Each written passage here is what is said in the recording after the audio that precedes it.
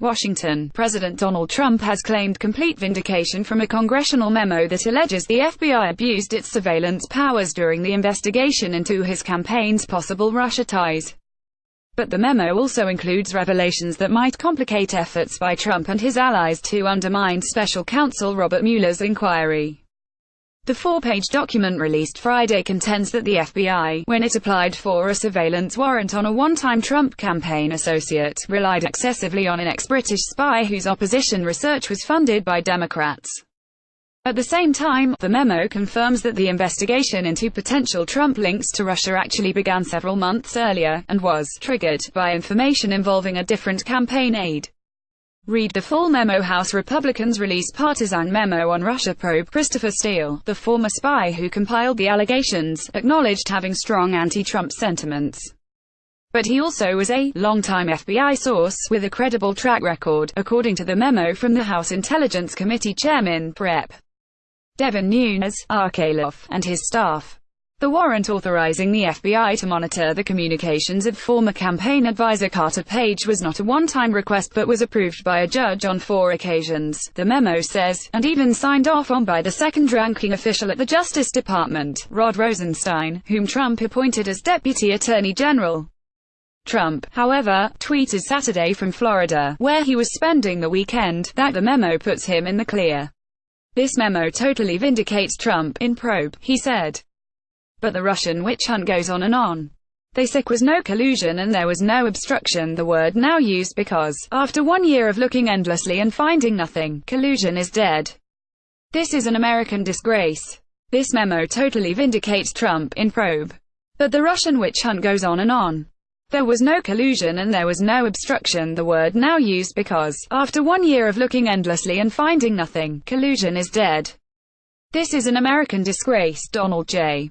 Trump at Real Donald Trump, February 3, 2018. The underlying materials that served as the basis for the warrant application were not made public in the memo. As a result, the document only further intensified a partisan battle over how to interpret the actions of the FBI and Justice Department during the early stages of the counterintelligence investigation that Mueller later inherited. Even as Democrats described it as inaccurate, some Republicans quickly cited the memo, released over the objections of the FBI and Justice Department, in their arguments that Mueller's investigation is politically tainted. A closer read presents a far more nuanced picture. Having decided to cherry-pick, the Nunes team picked a bunch of the wrong cherries for its own narrative. Matthew Waxman, a Columbia University law professor and former Bush administration official, wrote in an email. Related stories: FBI clashes with Trump, has grave concerns. On Russia memo, Comey defends FBI, takes aim at weasels and liars. Editorial: will we let a small man take down a good man? The memo's central allegation is that agents and prosecutors, in applying in October 2016 to monitor Page's communications, failed to tell a judge that the opposition research that provided grounds for the FBI's suspicion received funding from Hillary Clinton's presidential campaign and the Democratic National Committee. Page had stopped advising the campaign sometime around the end of that summer. Steele's research, according to the memo, formed an essential part of the warrant application. But it's unclear how much or what information Steele collected made it into the application, or how much has been corroborated. Steele was working for Fusion GPS, a firm initially hired by the conservative Washington Free Beacon to do opposition research on Trump. Steele didn't begin work on the project until after Democratic groups took over the funding. Republicans say a judge should have known that political actors were involved in allegations that led the Justice Department to believe Page might be an agent of a foreign power, an accusation he has consistently and strenuously denied. House Intelligence Committee Chairman Rep. Devin Nunes, App photo. The FBI this week expressed grave concerns about the memo and called it inaccurate and incomplete. Democrats said it was a set of cherry-picked claims aimed at smearing law enforcement and that releasing the memo would damage law enforcement and intelligence work. For one, Democrats said it was misleading and incorrect to say a judge was not told of the potential political motivations of the people paying for Steele's research. Beyond that, though, the memo confirms the FBI's counterintelligence investigation into the Trump campaign began in July 2016, months before the surveillance warrant was sought, and was triggered by information concerning campaign aide George Papadopoulos. He pleaded guilty last year to lying to the FBI. The confirmation about Papadopoulos is the most important fact disclosed in this otherwise shoddy memo, California Rep. Adam Schiff, the House Committee's top Democrat, said in a tweet Saturday in response to Trump's assertion that the document vindicated him.